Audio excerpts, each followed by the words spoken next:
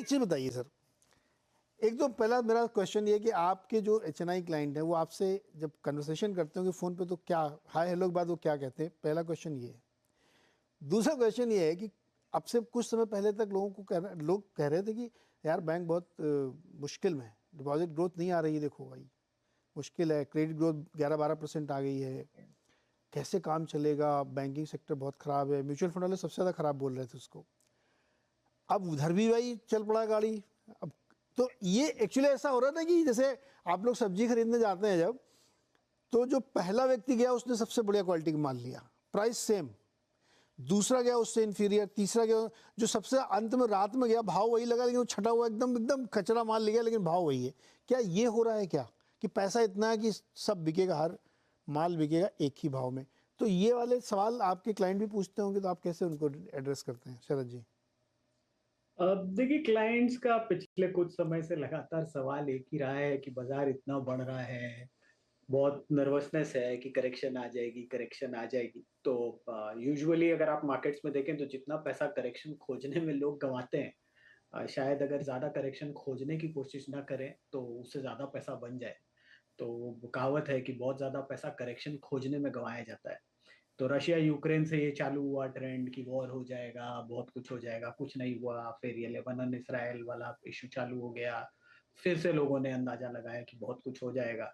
तो मुझे लगता है मेन कंसर्न लोगों की यही है, कभी यूएस के इंटरेस्ट रेट्स, कभी यूएस में हार्ड लैंडिंग, कभी यहाँ सरकार बदली या मे बी नॉट इतनी बड़ी मेजोरिटी की सरकार। तो लोग बहुत ज्यादा मंदी खोजने की कोशिश कर रहे हैं। मुझे लगता है ये एटीट्यूड गलत है।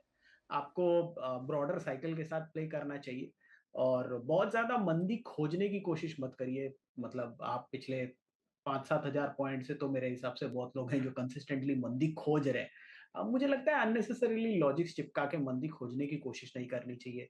और क्लाइंट्स का प्राइमरी सवाल यही होता है कि बाजार बहुत ओवरहीटेड हो गया क्या, पीक बन गई क्या? तो हम लोग बताते तो हैं कि पीक नहीं बनी है, लेकिन लोगों में थोड़ा सा डर है और बहुत ज्यादा पीक खोजने के प्रति जो उत्साह है वो थोड़ा ज्यादा है रादर देन मार्केट में लॉन्ग टर्म पार्टिसिपेशन के। तो वो एक चैलेंज है। जहां तक बैंकिंग के इंप्रूवमेंट का सवाल है, मुझे लगता है एक टिपिकल ट्रेंड आपको बाजार में आजकल दिखेगा, जिसको मैंने नाम दिया है कि फंडामेंटल्स को टेक्निकली ट्रैक करना। तो बेसिकली अगर कोई कंपनी क्वार्टरली रिजल्ट्स पे परफॉर्म कर रही है, तो इर्रेस्पेक्टिव ऑफ वैल्यूएशन की आप उसको क्या प्राइस पे कर रहे हैं, लोग किसी भी भाव पे उसको खरीदते ही जा रहे हैं। क्वार्टर ऑन क्वार्टर अगर improvement better than expected numbers आ रहे हैं, ट्रेंड आपके लिए क्लासिक एग्जांपल है। तो मुझे लगता है ये जो चीज है ये across the board play out कर रही है, नेगेटिव साइड पे भी ये प्ले आउट करती है। अगर एक क्वार्टर एक बैंक को कुछ बैंकों के नतीजे कुछ खराब आए या कहीं पे आपको कुछ प्रॉब्लम आई तो सबको थोड़ा सा नर्वसनेस हो जाती है और एक ट्रेंड चलता है कि मे बी ऐसे ही चलने वाला है, लीनियर रिलेशनशिप। तो वो एक चैलेंज है। मुझे लगता है बैंक्स में भी वो चीज प्ले कर रही है, Q1 के बाद और ज्यादा प्ले आउट कर रही है। बट एक मेजर पॉइंट जो लोग मिस कर रहे हैं कि Q1 सीजनली एक वीक क्वार्टर होता है नॉर्मली बैंक्स के लिए। कोविड वगैरह की वजह से डीबेसिंग रीबेसिंग बहुत सारी हुई है, इसलिए बहुत बार आपको Q1 थोड़ा एबनॉर्मल दिख सकता है। बट अगर आप लॉन्ग टर्म ट्रैजेक्टरी देखेंगे तो Q1 एक स्लो क्वार्टर होता है। तो मुझे लगता है Q2 ऑनवर्ड्स वो नॉर्मलाइज हो जाना चाहिए। और जहां तक अब लोगों की बैंकिंग में वापस आने का सवाल है, मुझे लगता है अब शायद वो रियलाइज कर रहे हैं कि अगर HDFC bank deposit growth aggressively नहीं बढ़ा रहे थे तो उनकी अपनी कॉल थी। ऐसा नहीं था कि डिपॉजिट्स अवेलेबल नहीं है। और जनरली जो एक ट्रेंड बनता है कि लोगों ने बना लिया कि सारा पैसा म्यूचुअल फंड में जा रहा है। मुझे लगता है जा रहा है, फंड ऑब्वियसली जा रहा है, लेकिन जिस टाइप की हमारी ग्रोथ ट्रेजेक्टरी है मुझे नहीं लगता कि बैंक्स को एज सच डिपॉजिट्स की कोई कमी होगी। और अगर कमी ग्रेजुअली आती भी है तो वो रेट कार्ड के थ्रू उसको प्ले आउट करेंगे। तो मुझे नहीं लगता कि इतना चैलेंजिंग होने वाला है। हाँ, ऑब्वियसली शेयर ऑफ फंड्स की थोड़ी मारामारी रहेगी क्योंकि ऑब्वियसली म्यूचुअल फंड्स भी आ रहे हैं, प्लस अब इंटरनेशनल फंड्स को भी अलाउड हो गया है बॉन्ड इनफ्लोज के साथ। बट मेरे हिसाब से ये मार्केट इतना बड़ा है कि बॉन्ड इशुएंस वगैरह में बॉन्ड मार्केट जैसे जैसे मैच्योर होती है, काफी आसानी से ज्यादातर जो इन्फ्लोज हैं वो अब्सॉर्ब हो जाएंगे।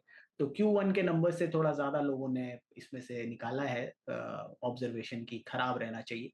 बट Q2 ऑनवर्ड्स मेरे हिसाब से ज्यादातर ये व्यू चेंज हो जाएगा। Q2 में व्यू चेंज हो जाएगा। शरद ने बड़ी अच्छी बात कही कि ज़्यादा मंदी मंदी खोजने के चक्कर में मत पड़ो। अच्छा, हर तरह के बायर हैं, देखिए गोल्ड चल रहा है, लोग बहुत चिंता करेंगे यार ये गोल्ड क्यों चल रहा है, इक्विटी के साथ कैसे गोल्ड चल सकता है? अरे भाई सेंट्रल बैंकर वो अलग क्लास है, बायर वो खरीद रहा है, तुम्हें क्या तकलीफ है?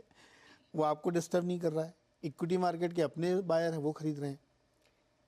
मेरा सवाल आपसे ये है कि आप तो खैर मुंबई में ही, आदमी को रिएक्शनरी होना ज़्यादा फायदेमंद है या दूरदर्शी भविष्यवक्ता प्रेडिक्शन मारने में? क्या करना चाहिए ज़्यादातर मार्केट में? नीरज जी, भविष्य तो किसी को नहीं मालूम कि भविष्य किसका कहाँ जाएगा। अरे यार, कितना लोग बताते रहते हैं कि अभी कोई पर्सनली ना ले, चार्टिस्ट लोग बताते हैं ना अभी 27,300 है ना, 26,900, ये भविष्यवक्ता ही तो है ये सब, और क्या है ये? नहीं, भविष्यवाणी करनी जो है वो एक बात होती है, और एक ऐसे कहना कि ये बिल्कुल ही हो जाएगा सर्टेनिटी के साथ, वो चीज़ अलग होती है। मुझे लग रहा है एक चीज़ कॉमन डेफिनेटली है कि इंडिया का जो भविष्य है वो बहुत अच्छा है, इसमें किसी को कोई दो मत वाली बात नहीं है। हम लोग बात लिक्विडिटी की कर रहे हैं, मार्केट की रैली की कर रहे हैं। लिक्विडिटी के ऊपर मैं ज़्यादा कमेंट नहीं करूँगा। कम लोगों ने पास्ट में कई सारे एपिसोड्स के अंदर में इसको अलग अलग तरीके से डिस्कस किया है। मैं इसको शायद थोड़ा सा एक्सट्रापोलेट और करना चाहूँगा आज के एपिसोड से कि मार्केट के अंदर में एक चीज़ जो हुई है वो हम नज़रअंदाज कई बार कर लेते हैं इस डिस्कशन में, वो ये है कि मार्केट के पार्टिसिपेंट्स बढ़ गए हैं। ये वो बेस नहीं है जिस बेस पे आपने हिस्ट्री देखी है मार्केट की। बेस तो बहुत बड़ा है आपका जब बेस बढ़ गया है, बेस के साथ आपकी इकोनॉमी बढ़ रही है, लोगों के पास जो पैसे एवेन्यूज हो गए हैं, जब आप उस क्वांटम को लेके आते हो तो आपको दिखता है कि भाई कितनी बड़ी लिक्विडिटी सिस्टम में आ गई। तो लिक्विडिटी को देख के नर्वसनेस जो हो रही है वो मुझे जस्टिफाइड नहीं लग रही है, बिकॉज लिक्विडिटी जेन्युइनली है, ये कोई लेवरेज्ड लिक्विडिटी नहीं है। There is a difference between the two. मैं लोन लेके अगर मैं मार्केट में लगा रहा हूँ तो फिर ये 2008-7 में कुछ ऐसा हो चुका था जहाँ पे हमने देखा था कि कितनी लेवर्ड एफएनओ के अंदर में पोजीशंस होते थे। अभी इतने नॉर्म्स, इतनी सारी चीज़ें, इतनी फाइन सिस्टम्स आ गई है कि अब वो सब होना तो मुझे लगता है कि ऑलमोस्ट नामुमकिन जैसा ही हो रखा है। अब बस बात ये है कि भाई किसके पास कितने पैसे हैं मार्केट को या स्टॉक को ड्राइव करने के लिए, तो वही हो रहा है। मार्केट चल क्यों रहा है या वापस इस तरह में हम लोग बार बार क्यों देख रहे हैं कि मार्केट नया हाई बना रहा है? बिकॉज यहाँ रोटेशन भी हो रही है, इसे भी हमें इग्नोर नहीं करना चाहिए। जब एफआई बिल्कुल रुका हुआ था करीबन 8 से 9 महीने तक बिफोर द इलेक्शन, एंड मुझे अच्छी तरह से याद है कि इलेक्शन के एग्जैक्ट एक हफ्ते पहले के एपिसोड में ये डिस्कस हुआ था और मैंने ये स्टेटमेंट दिया था कि एफआई डेटा ड्रिवन होता है। सामने आप जब देखेंगे कि रियल में आपके इलेक्शन के बाद जो रिजल्ट्स आए उसमें बीजेपी वापस आ गई, तो आप ये ट्रेंड चेंज होता हुआ देखेंगे। तब तक भले ही हम इस रूम में कितने भी डिस्कशन कर लें कि 100% नई गवर्नमेंट जो है वो सेम गवर्नमेंट प्रीवियस है, वो वैसे एफआईएस काम नहीं करते। तो मतलब कोई एक पार्टी कैश में खड़ी थी जो एफआईएस थी, जिनके पास हमेशा से डेफिनेटली इक्विवेलेंट पैसा जो डीआई के पास था उतना पैसा है उनके पास, अब वो वापस अब मार्केट के अंदर में लौट आए। तो जो ये लौट आए हैं और अब किस क्वांटम में ये बाई कर रहे हैं, इसलिए अब ये रैली कंटिन्यू में चली गई, बिकॉज अगर कोई और थक रहा है तो कोई और आगे चला रहा है। So this is the spiral bound of liquidity. I think so play book जैसा फॉलो हो रहा है, जहाँ लोगों ने पैसे भी बनाए हैं, लोग पैसे भी बना रहे हैं, और रियल में कोई ऐसी इवेंट नहीं दिख रही है सामने जो कि मेजर कंसर्न हो। बल्कि फॉर दैट मैटर जो भी इवेंट जो लग रहा था उस समय कि एक मेजर कंसर्न हो सकता है, उसे मार्केट ने सिर्फ 2 या 3 ट्रेडिंग सेशन तक ही रखा। उसके बाद वापस मार्केट अपने वापस एक लूप में चला गया, तेजी की तरफ चला गया। सो मुझे लग रहा है कि मार्केट में एक तरह से कॉन्फिडेंस बना हुआ है, इकोनॉमी में लिक्विडिटी बनी हुई है चारों तरफ से, चाहे वो एफआई की हो, डीआई की हो, वो एक मोमेंटम कंटिन्यू हो रहा है। अब उसके अंदर में अगर आप पैसे भी बनाते जा रहे हैं तो कोई भी इंसान फिर इसे क्यों छोड़ना चाहिए, पुल बैक करेगा। सो भले ही अनकंफर्टेबल जोन है, इसे देख के कोई भी इंसान यही सोचेगा कि भाई अब ये कहाँ तक चलने वाला है, एंड ऑफ कोर्स ये कंसर्निंग है, इसमें कोई दो मत वाली बात नहीं है। मगर एक अच्छा लाइन डेफिनेटली मैं एग्री करूंगा जो मेरे कलीग ने कहा कि आप अल्टीमेटली अगर मार्केट में पैसे बनाने आए हैं तो किसी को नहीं मालूम है यहाँ पे कि मार्केट का बॉटम क्या है और टॉप क्या है, और उस चक्कर में अगर आप तेजी मंदी ढूंढने जाएंगे तो आप वेल्थ तो नहीं बना सकेंगे। तो डिफिकल्ट होता है ऐसे सिनेरियो में भी रहना, जहाँ मार्केट तेजी में जा रहा है, उतनी ही डिफिकल्ट जब मार्केट मंदी में रहता है, और दोनों को ही डाइजेस्ट करते हुए आगे बढ़ना definitely investor as a class इतना ईजी नहीं है, और ये आपको देखना ही पड़ता है। अभी अच्छे दिन आ रहे हैं, अच्छे दिन में हैं तो उसे एंजॉय करिए, और थोड़ा तो लॉजिक डेफिनेटली होना ही चाहिए कि थोड़ी सेंसिबिलिटी भी हो कि कहाँ पे कितना इन्वेस्ट करना है और कहाँ रुक जाना है। तो वो सेंसिबिलिटी में इन्वेस्टर के पास रहने एक सवाल और मुझे आप समझना है, जैसे लोग कह रहे हैं कि इस समय आपको लार्ज कैप की तरफ जाना चाहिए, मिड की एक बड़ी डिटेल बहस लोगों की चलती रहती है कि अब इधर छोड़ो उधर छोड़ो।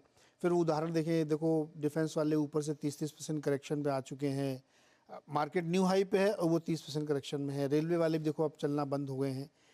क्या इसको ऐसे देखना चाहिए कि सेक्टर रोटेशन है, अब लोग उधर को लगता है कि चलो इधर ज़्यादा अपॉर्चुनिटी है, तो वो जो मैंने आलू वाला उदाहरण दिया था कि पहला बायर सबसे अच्छी आलू खरीदता है और सबसे आखिरी वाला सबसे खराब, लेकिन प्राइस सेम पे करता है वो हो रहा है क्या कि अभी कुछ दिन बाद उनको बैंक महंगा लगने लगेगा, वो फिर डिफेंस में लौट जाएंगे, ये हो रहा है?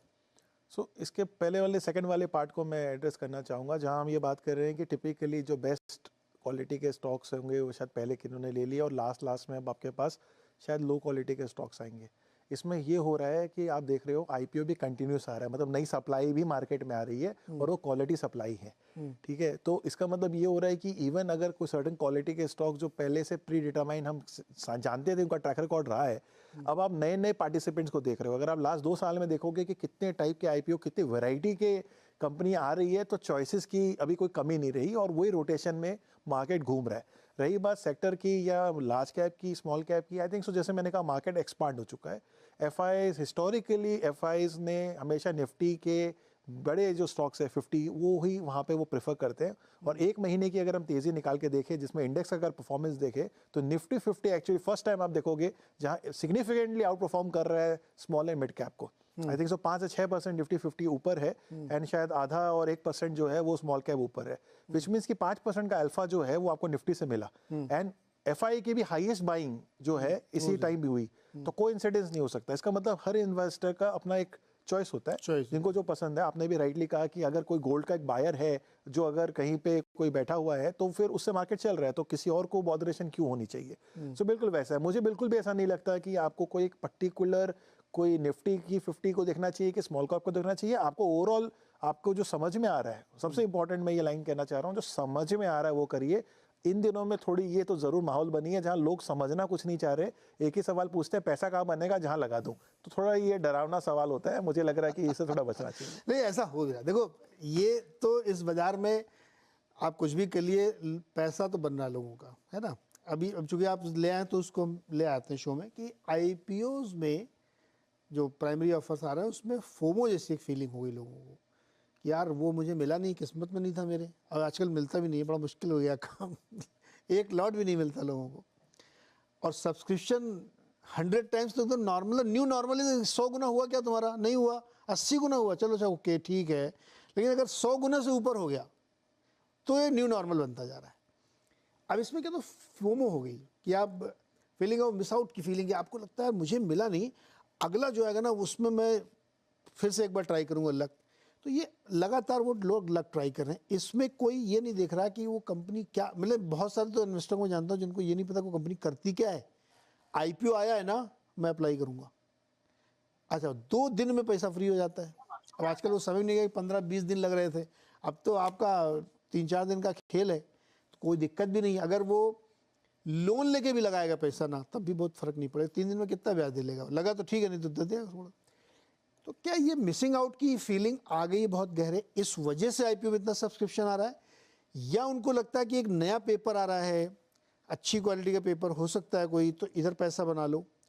हालांकि अच्छी क्वालिटी और उसके प्राइसिंग पे लेकर के बहुत ज़्यादा इश्यूज हैं, लेकिन वो इग्नोर्ड है। पहला कमेंट आपका, फिर सुनील जी के पास। बताइए क्या चल रहा है फोमो मार्केट में? ये मेरे को लग नहीं रहा है, यहाँ दोनों ही बात नहीं है। मुझे ऐसा लग रहा है कि लोगों ने इसे एक प्लेबुक की तरह बना लिया है, आईपीओ आएगा आप लगाइए और पैसा बनाइए। सो यहाँ पे जब आप ऐसे जा रहे हैं तो बस सब लोग उसी में ही फॉलो कर रहे हैं। और आपने राइटली बोला कि जो प्रोसेस अभी बदल गया है आईपीओ का, जो कि इतना फास्ट भी हो गया है, इतना स्मूथ एंड स्ट्रीमलाइन हो गया है, तो यहाँ पे किसी के लिए कुछ खोने के लिए होता नहीं है और वो अपने हिसाब से लगाते हैं। और क्योंकि पता है कि वो सब्सक्रिप्शन के बाद प्रो डाटा के बेसिस पे आपको जो एलोकेशन आती है वो भी एक पूरा मेथोडोलॉजी डिफरेंट हो चुकी है, तो वहाँ पे किसी को कोई फियर ही नहीं होता। और इसलिए सेम पार्टिसिपेंट शायद एक दिन में अगर 2 आईपीओ चले तो सेम पार्टिसिपेंट दोनों जगह सेम अमाउंट लगा दे, क्योंकि उसको पता आना नहीं है। सो ये ओवर सब्सक्रिप्शन इसलिए भी आ रही है क्योंकि शायद अगर आपकी जेब में है भी नहीं 1 करोड़, तब भी आपने 1 करोड़ की एप्लीकेशन कर दी, क्योंकि आपको मालूम है आने 1 लाख रुपए के शेयर। तो ये ऐसा भी हो रहा है। So I don't think so we should read too much on this 100x and 200x। It is looking like that because everybody is just following the same way, but otherwise ये कोई great sign तो नहीं है। मैं ये तो नहीं कहना चाहूंगा कि सारी कंपनियां बहुत अच्छी आ रही है और लोग शायद कम रीड कर रहे हैं। एक तरह से यही हो रहा है, जो भी आईपीओ में पैसे डालते हैं लिस्टिंग के दिन आपको गेन मिल जाते हैं, तो अभी वही चल रहा है। But it is not something I would recommend that it can continue for longer. Germany चलते हैं।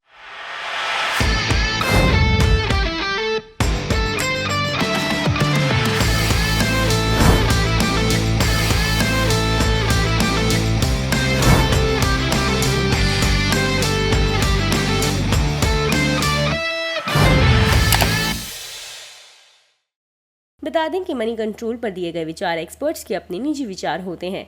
वेबसाइट या मैनेजमेंट इसके लिए उत्तरदायी नहीं है। यूजर्स को मनी कंट्रोल की सलाह है कि कोई भी निवेश निर्णय लेने से पहले सर्टिफाइड एक्सपर्ट की सलाह लें।